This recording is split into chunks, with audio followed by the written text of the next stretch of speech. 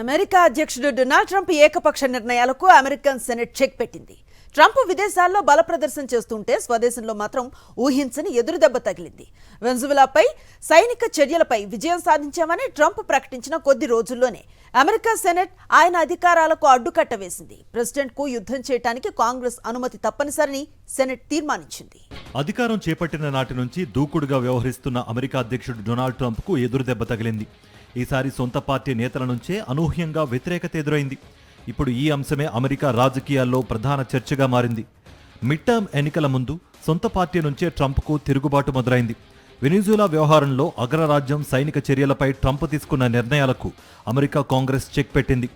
భవిష్యత్తులో ఇలాంటి సైనిక చర్యలు చేపట్టాలంటే ప్రెసిడెంట్ తప్పనిసరిగా కాంగ్రెస్ అనుమతి తీసుకోవాలనే అంశంపై సెనేట్లో ఓటింగ్ జరిగింది. డెమోక్రాట్లతో పాటు 5 రిపబ్లికన్ సెనేటర్లు ట్రంప్కు వ్యతిరేకంగా ఓటు వేశారు.